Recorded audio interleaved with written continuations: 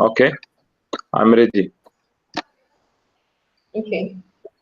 All right. Good morning, ladies and gentlemen. Good afternoon, as the case is. Welcome Good to Nigeria. Welcome to Mauritius. Really excited to have Salam with us as we start this virtual summit on the future of work. And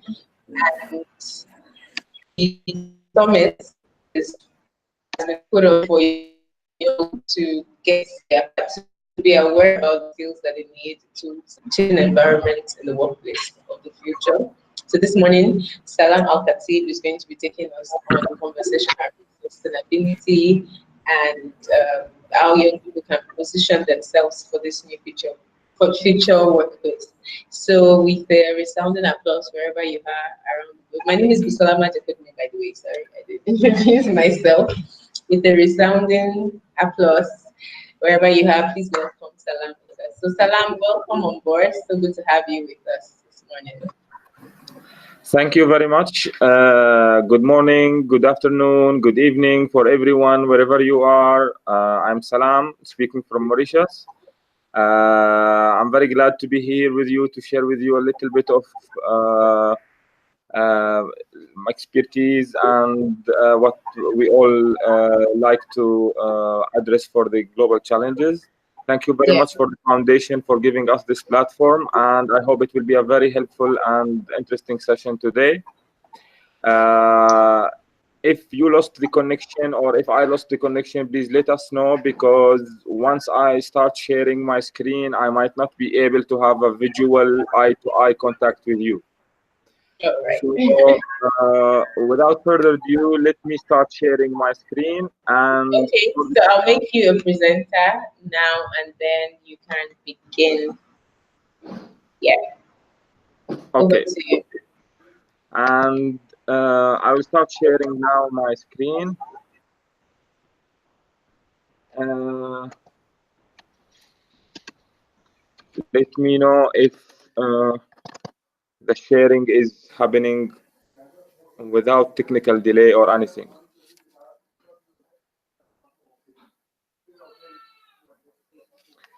Can you see the screen now? Yes, we can. Okay. So I would like to start with this before getting into the agenda today, because when we are talking about global challenges, we might think that this is an issue for governments, for United Nations, for huge institutions to deal with. And I like this quote because it really summarizes how we need to look and perceive these global challenges and how to respond to them. So if you believe that you need not to do anything to solve the world's problem or challenges, then unfortunately we are one of these problems. So today we will try to look at challenges facing the world and depart in a short journey to discover the impact on the future of the work and what does that will mean for the young generation. So welcome to this virtual summit. I am Salam. I am Salam Al Khateeb, speaking from Mauritius. And I will be very pleased and honored to be the tour guide for today's journey. I am a lecturer in African Leadership University and consultant in sustainability with the CSR regional network, and had contributed in several books related to sustainable and social responsibility. Meanwhile, I'm also a business mentor with the Cherry Blair Foundation, helping entrepreneurs and social entrepreneurs around the world how to start changing the world step by step. So welcome to the tour. And what we will be doing today is stopping in 3 stations. First, the global challenges, what they are. What do we mean by global challenges when we say global challenges? The second station is the future workplace and how it is being shaped slowly to become completely different than what we know as an existing workplace today. Now, the third stage is how to merge these global challenges with the future workplace. What does it mean for the Generation Z? If you don't know, or if you want a slight refresh about Generation Z, we will talk about it when we reach the stage or the station 3. So welcome to the journey. I am your tour guide, and if you are ready, let's depart into this very interesting journey. And if you have any question, I'm very glad to entertain any question at the end of this session. So, first stage is, what are the global challenges? What are the global challenges? Actually, one of the first academics or researchers who talked deeply and thoroughly about global challenges is the Swedish scholar Laszlo, and he wrote an interesting book called The Greatest Challenges of Our Time. He tried to identify the main challenges that facing humanity in that time. Later on, he transferred his work into an organization called the Global Challenges Foundation. It's a very interesting foundation, and it work and issue a very interesting reports for those who are interested to learn more. The foundation identified these global challenges as issues that we need to address, and if we didn't, we are facing a huge risk. First is the human being, ourselves. We are the biggest global challenge. We are the biggest, greatest challenge in this world. And the climate change and any other environmental damages we are causing to this world, aside of the climate change consequences, freshwater shortages, global food supply chain, and an interesting challenge which he's calling the moral bankruptcy. I'm not going to stop at each one of these things, but I'm just now trying to draw a sketch of how these global challenges are emerging. So back in 1999, when Laszlo was talking about these issues, these were new to business, new to executives, new to governments, talking about these issues from this perspective.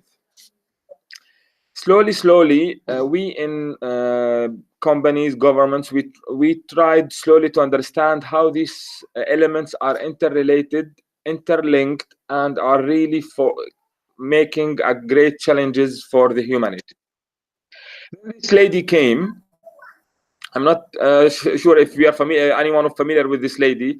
She's a very important lady when we are talking about global challenges. Cristiana, she's from Costa Rica, and she was the former executive secretary for the United Nations FCCC, the one responsible about sustainability. And later, after her retirement, she went to become a board member with the World Resource Institute. World Resource Institute is a very interesting organization. If you want to get more details about it, I will show the website. She says, briefly, that the challenges we face are massive, urgent, and most importantly, interconnected. Now look at these three words. The challenges which we are facing are massive, urgent, we need to take an action now, and interconnected. You cannot deal with every single one in isolation. So we need people across all sectors to pull together and move us to a bright and strong future. There is no time to waste. Now, the first line of her quote is summarizing the global challenges. The second line summarizes what we need to do. We need to create a people across all sectors, put together efforts in order to move and create a brighter and stronger future. We will have a glimpses of this future in the next station. So if that quote convinced you that the global challenges are really serious, and if you are asking, sorry, what are the global challenges again? World Resource Institute Institute had summarized these global challenges in an easy to memorize pillars. First, reducing poverty, grow economies, and protect natural systems. It seems straightforward, but these are a very important categorizing of the challenges, which will show the areas that we need to address or deal with.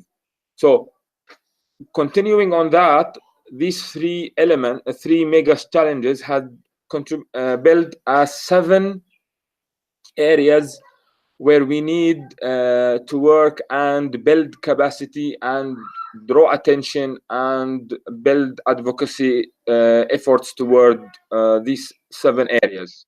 What are these 7 areas? Energy first. And when we talk about energy, we talk about concepts like energy justice, energy democracy, accessibility of energy. We have almost 1.4 billion people around the world who are deprived from continuous and sustainable energy. And when we are talking about food, we are talking about global food supply chain. We are talking about food security. We are talking about making sure that decent level of human supplies and nutrition are available for the new generation, for the everyone around this world. And water. We all know that water is a problem, but we don't know how deep is this problem. Actually, statistics shows that only 2.5% of the water on the global surface is fresh water. Again, 2.5 of the water on the earth is fresh water. And more surprisingly, only 0.5 of the water is accessible. Means the other water is, yes, fresh, but it's locked in the iceberg, it's locked in the down of the earth, so it's not accessible to us. So all this 10 billion to be population in the world will be depending on 0.5 of accessible fresh water. So it's a huge area that we need to work on. And of course, the most famous, the climate change. That's changing everything. And as they say, the only thing which is not changing is the fact that the climate is changing. And the next area to work on is the ocean. Now, you might think that this is something that for NGOs to work on, but I would like to surprise you that now in 2018, the most recent statistics shows that almost 35% of the world's population, 35% of the world population depends on the ocean. And this percentage will increase to almost 40 to 45 in 2050. We depend on the ocean as an ecosystem, as livelihood, in fishery, in ecosystem supply chain, in transportation, in a lot of other services that is being provided through the living across the shores of the oceans. So ocean is a big issue that we need to look at. And the 6th area of consideration is the forests.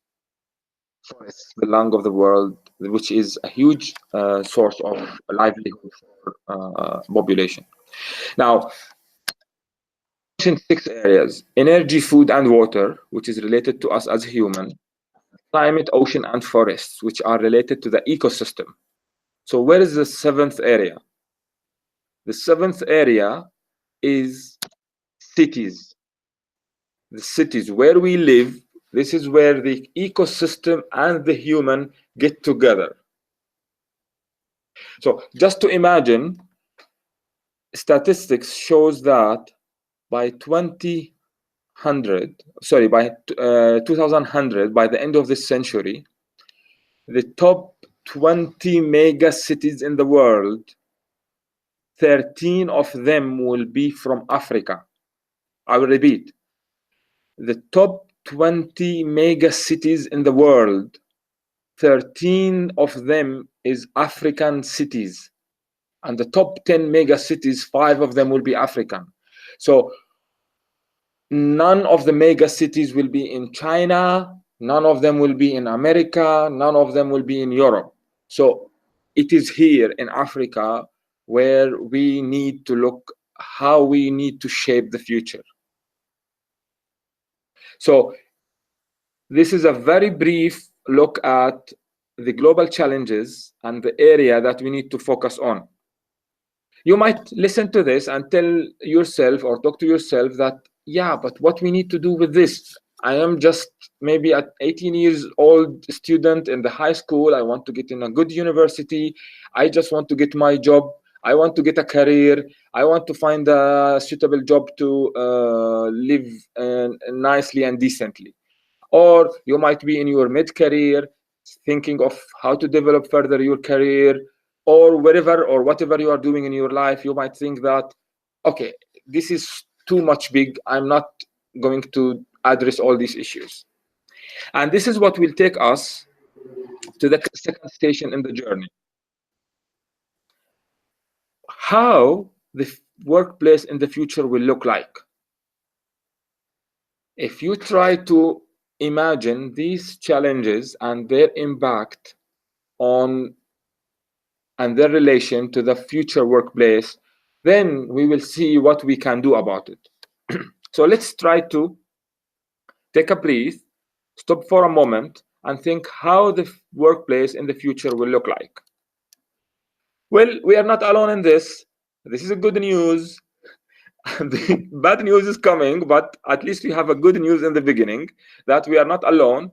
There's a lot of organizations have been thinking of this question, the future of the workplace, and we have glimpses of how the future workplace will look like.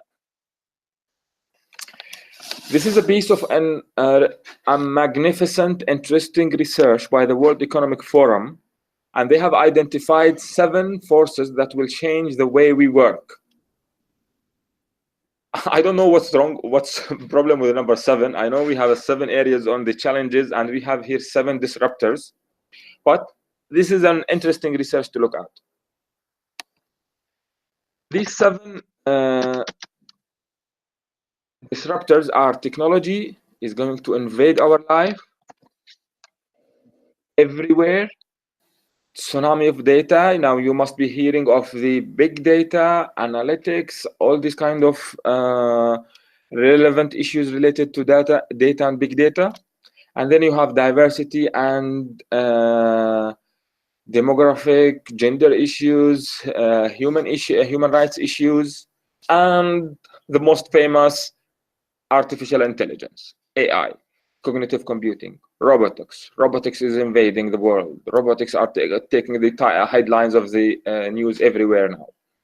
And job vulnerabilities, and finally, the change in the nature of the career. So let's have a peek into the future and see how, as we said, will look like. So, I said we are not the only one who's looking at this. So this is another interesting research by Deloitte, and they're telling you, I want to increase the font to make you see if you cannot see. Because of those disruptions in the workplace, we are going to face these issues. More than 60% of the companies in the coming 20 or 30 years will be designing or planning to redesign their career model. More than 80% of the companies are expected to have an open, flexible career model. And this is not in the coming 20 years, this is in the coming 5 years. Around 60% of the companies expected to careers for anyone to last maximum for 10 years. Almost a third of the companies are expecting careers to last 5 years or less. So if you are in high school and you are dreaming about the future career, forget about building your career. If you are in mid-career and you are thinking of, I want to sustain my career, sorry, forget about building your career. There will be no more career as we know as today. Things will change, and we don't need to think of building career for ourselves, for our future, for our, if you are a father or if you are a mother, don't think of making this into your children. They need to think completely different. Why? Because recent research, this is the largest human capital research done by Deloitte. They're telling you that only this is 2018. They're telling you 25% of the C executives managers are highly confident that the workforce we know it today has the skill sets needed for the future. So they don't have confidence that what we have today is suitable for the future. The reverse of this number is that 75% of the executives are not confident that we now today in the workforce have the skill that are needed for the future. And 40% of the future workforce will be made of salaried employees. So you might ask, where are the 60%? Well, as we said, there is no career, there is no full-time, there is no salaried employees anymore model. This will be changing. Only 40%, slightly little above of the 40%, will be full-time salaried employees. 60% will be contractors, temporarily on time, on project. They will be moving. It's like a cloud of expertise and skills around the world. It's like, imagine it as a cloud of talents. So we are expecting that almost 60% of all jobs which we know today will be automated and does not exist in 5 years. So if your children is in the age of 6 and 7 or 8 or more or less are thinking to become a electrical engineer, dentist, all these typical stereotyping jobs, these jobs most likely will be eliminated. The job that your son will work in the future, the job title does not exist now. The job title of your son, again, the job title of your son or your daughter does not exist today. We don't know what they will be working on. Okay, so forget about helping them to become engineers, teachers, this job, that job, which we know today. Our knowledge is obsolete now. And this will lead us to the next point, which is a very, very crucial point for educators, for universities, for schools, for training capacity building, for anyone involved in building the capacity of the future generation. The half-life of any skill that we are teaching this generation is dropping from 30 years on average to 60 years.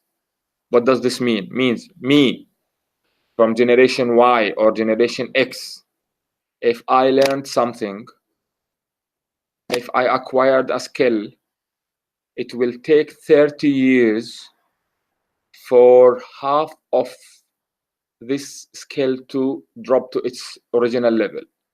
It will take 30 years. So what I learned back in 1990, back in 2000 is still relevant somehow today. But for the next generation, the half-life skill will become only 6 years. Means what you are teaching them now in 2020, in 2025 will be 50% obsolete, irrelevant. This is a very crucial point. Institutions, schools, capacity building organizations. So I will end up with this because I don't want to draw a very gloomy picture. BWC made an interesting projection of the future, and they are telling us, well, there is a gloomy, but there is a bright world. They have a very interesting piece of paper. It's called Workforce of the Future. I advise everyone to look at this. If you are an educator, if you are working in an institute of capacity building, or if you are a high school student, look at this Workforce of the Future. It will give you how the future will be in the how the world will be in the future. We are about to face one of the 4 scenarios, or combination of these 4 scenarios. They name them the yellow world, or the human. I'm reading from the left. The yellow world, the humans come first. The red world, innovation comes first. The green world, and the blue world. It will take a lot of time if I start explaining all of these things, but what I wanted to show from this slide is the future is in our hand. And this is not a cliché sentence.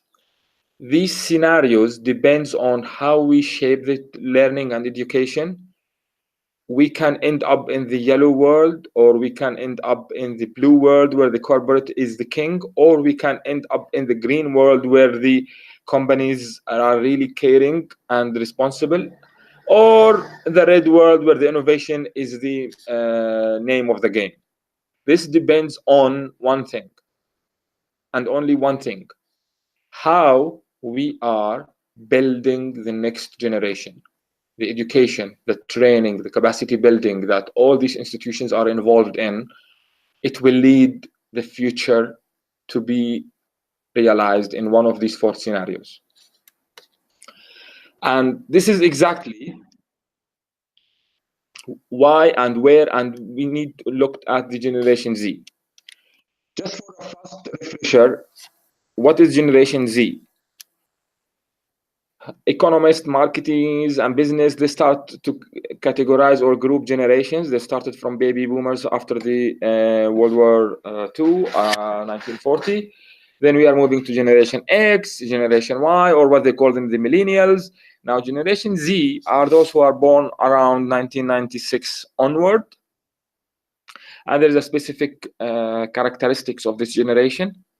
And this is what we are talking about. We will end up in one of these 4 scenarios, depending on the training, the education, the thinking, the perception of how we are dealing with the Generation Z, how they are building with themselves, what kind of skills that they are building, what kind of mindset that they are building. And that's why I will end the 3rd station that we are stopping in our journey today with Generation Z. And I'm quite sure that if you are feeling like this, it's natural, it's understandable. We all this man, we are all this feeling. We all feel this. What we do? What on earth we can do? Well, everything starts with the mind. So we need to make a complete paradigm shift. If we are using the technology terms, let's say, let's update our programming. The human programming needs to be updated. How? Yes, today with some might think that this is a gloomy future, but I'm telling you, the brightness of the efforts that have been around the world is really inspiring. And I will show you 2 examples of this paradigm shift, focusing on Generation Z, how to create better future.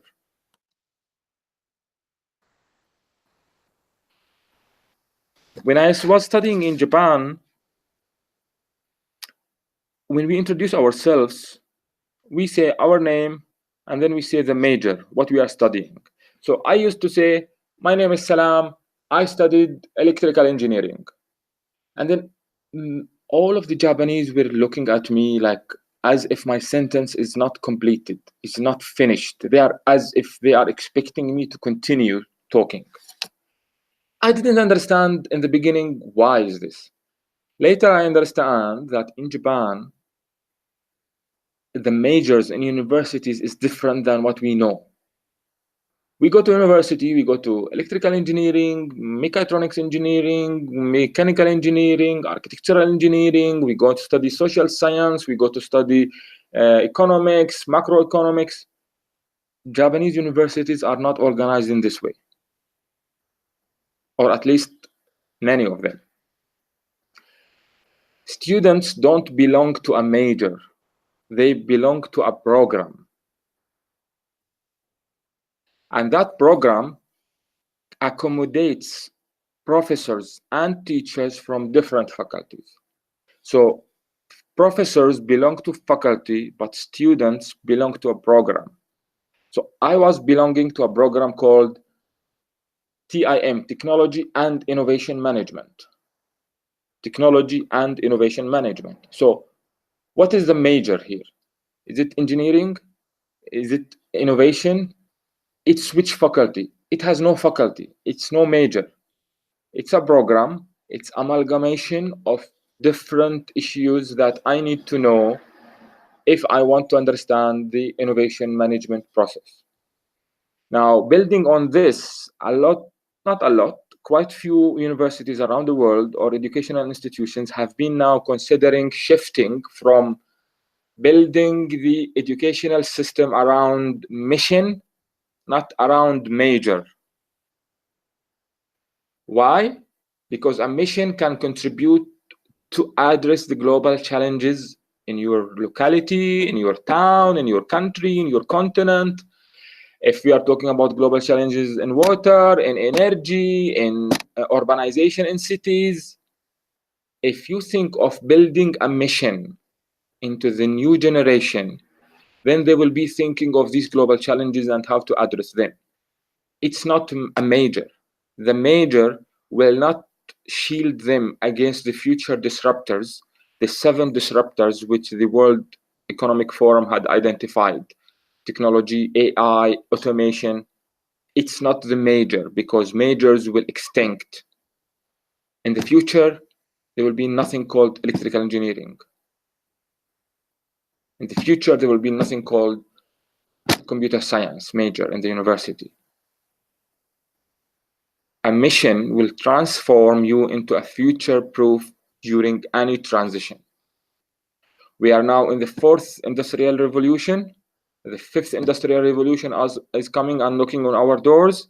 In this transition, there will be a lot of difficult times, hardships, and if we are not focusing on the mission, then we are not making ourselves or our generation future-proof. The major, as I said, are becoming obsolete in the coming 3 years, 4 years. And after all, a mission is a fun. Like, I am passionate about sustainability. Sustainability 10 years ago, having a different dimensions than now, and new skills is required. I'm keep growing, I'm keep learning new things, I'm keep enjoying new projects. I'm passionate about sustainability. So this is my mission, to help to contribute in building more sustainable continent. So if you are really pursuing a mission, it's much more fun than looking for a major to study or a career to build. And this is not an abstract talk. There's a very interesting 2 examples in the world. I'm very pleasant and honored to be associated with one example. And let's have a look at these 2 examples. First of them is the Stanford's Purposeful Learning design. Now, Stanford had started this project to move from this structural major into a mission, learning-centered journey. So the student joining Stanford is not going to declare or decide that I am joining electrical engineering, I am joining architectural engineering. Sorry if I'm focused on electrical engineering, because I studied electrical engineering. So students were not going to write a major in the application form. They're going to write their mission. My mission is to improve poverty in my village. My mission is improve water sanitation in the city where I live. My mission is to help improving gender gap or closing the gender gap in the city that I live or in the country that I live. This kind of missions the students write in the first when they apply, and they try to build it, reform it, refine it, and they are taking courses or material or joining activities or joining programs, workshops that is helpful and relevant to the mission. So if you think that taking a course from electrical engineering is helpful, you take it. You don't need to belong to that major. There is an interesting web page for Stanford Purposeful Learning. If you are interested about this, please go and look at it. It's a very interesting thing. Now, the second example is African Leadership University. And this is the university that I am honored to be associated with. And I'm not here promoting the university, I'm just showing the example. African Leadership University has been ranked as the most innovative organization in Africa in 2019 and number 39 in the world by the Fast Company. They have developed a very interesting learning model. It's different than a classical universities. When the student join for the first year, again, they don't apply for a major. They don't say, I want to study computer science. They don't say, I want to study business. They go for a full year where they are exposed and built in to acquire these 7 meta skills: leading others, leading self, entrepreneurial thinking, critical thinking, quantitative reasoning, and communication for impact, and lastly, the managing of complex tasks. Now, these are the 7 skills that ALU philosophy is built on, that these are the skills for the future. These are the skills that are needed to address the global challenges. You cannot think of how we can address the global challenges of the water, of the food, of the energy, if you are not really building this quantitative reasoning, entrepreneurial thinking, critical thinking, and all these 7 meta skills. And it has a very interesting story, and the founder has a very interesting TED talk. It's called this 6,000 Days. It's a very interesting talk. It's very important for anyone working or living in Africa. Please go and check this talk. It's called 6,000 Days. His name is Fred Swaniker, ALU. This is a very interesting model, and I will show you a small example of how these students are really now built into a different kind of students, not in a classical universities. This is me with my team, 4 African young students, 2 from Zimbabwe, 1 from Mauritius, and 1 from Egypt. We've just won the largest business case competition in the world for undergraduate level. And this is the first time ever for ALU to participate. And we won this, and we're going to Hong Kong for the global level of competition to compete with the top universities that have been existing for so many years. Now, this is not an achievement that I'm putting here just to get a clap or a praise from you. I just want to show you a small example of how we are building the students' capabilities and skills. We believe that the future leader of the future, the leaders of the future are those who are making themselves redundant.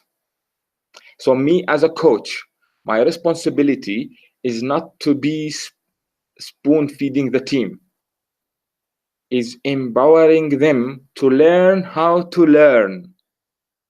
These are one of the meta skills that they are acquired through process. So starting from the last year, 2018, October, when we registered for the competition, we were spending almost 20 hours a week training, practicing, showing them how to learn. Now, approaching the final in end of this month, we are flying to Hong Kong. You might think that I'm spending more time with them because the competition is coming. Well, no, I'm spending less time with them They've learned how to learn, and now they are moving to become a coaching for themselves. So they are becoming more and more independent and making me redundant. So if the competition is in July, they will tell me, Salam, bye bye, we don't need you. And that's the most successful coach.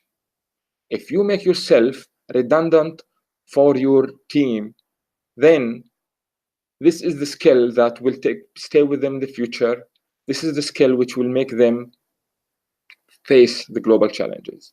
This is the skills, one of the skills, of course, that can help the students and the young generation, the Generation Z, to be equipped with a weapon to face these global challenges, to contribute in solving them, to make the world better for them and for the next generation. So wish us all the best. We will be the first week of June in Hong Kong representing Africa. Wish us all the best. And let me stop here saying thank you to all of you in top of the African languages, which will be the leading languages in the 2050 onward: Arabic, Amhari, Swahili, Wabelo, and Portuguese, French. These will be the leading languages, and the future for us is in here in Africa. So let's think of how to build Generation Z and the next generation to face and address the global challenges. I would like to stop here, and if you have any question, I am very glad to take any question at this moment. Thank you very much again in all the languages of Africa in the coming years. Thank you. Shukran. Merci. Asante. Obrigado. Oh, awesome. Thank you so much, Salam. Thank you very much. It's an absolute pleasure having you share all of that. I've learned a whole lot this morning. Thank you, and I'm sure our viewers have. I know we had a bit of technical issues, so if you're just watching or if you didn't catch the beginning, there'll be the video will be up on YouTube, so you can watch again. But we just really want to thank you, Salam. Like talking about the four worlds of work, purposeful learning, and your role as a coach, which I think is really significant. It actually is what we try to preach at this foundation. Can you hear me? Yeah, I can hear you. I'm very glad that it makes sense for you and for others. And I hope there was no technical issues which prevented the audience from hearing. No, we could hear you clearly. It was just that the site was crashing. So we had to redirect viewers to YouTube. But I think so far, but we have it saved, thankfully. So we didn't lose anything. We just need to like share the replay with people because you shared a lot of valuable information, especially around global challenges and how that forms moving from mission to major. Yeah. I don't know if anyone has any questions. Was the slides going on time with my talk? Or because I didn't know if there is a delay or anything. Okay. There wasn't. It was just a little bit of delay, but it was fine. It was in sync from my end, but I think from the viewing end, it had a little lag, but it was still fine. Well, we just really want to thank you for your time. Thank you so much. It was Thank really you. Thank you very much. And I hope if anyone has questions, we'll share it. Otherwise, we'll probably send them to you via email as well. If anyone sends, does anyone have a question? I don't know if anyone is watching. Has a question to ask. Sorry, you were saying something, Salam. No, I was saying I hope I managed to add value or inspire or open a window for someone somewhere in the world. Yeah, I'm sure you did. Like, and we're going to have the video like replay and have. So I have like short videos. We also share it on social media to redirect people to rewatch. And yeah, sorry that you went up first, and so the technical things were sort of in your session, but no problem. it's a very good one, and we really appreciate your time and the learning that you have shared with us. I'll send you a link on YouTube as well in case you want to share with your network. Okay. Thank you. Thank you very much. Thank you so much. Do have a lovely rest of the day. My pleasure. So there is no questions at the moment? We've checked, no questions have come through yet. None yet. Okay. So you want me to stay online, or you will send the questions later, or how to do with this? If any questions come later, we'll just mail them to you and share, because the summit continues at 3 p.m. and 6 p.m. So we'll just keep sharing. And so if people ask questions between now and 3 p.m., we'll send you an email. Yeah. Okay. One last thing also, I want to attend the other sessions, but now I have another meeting, so I will switch off. But then if I want to join again, I use the same link.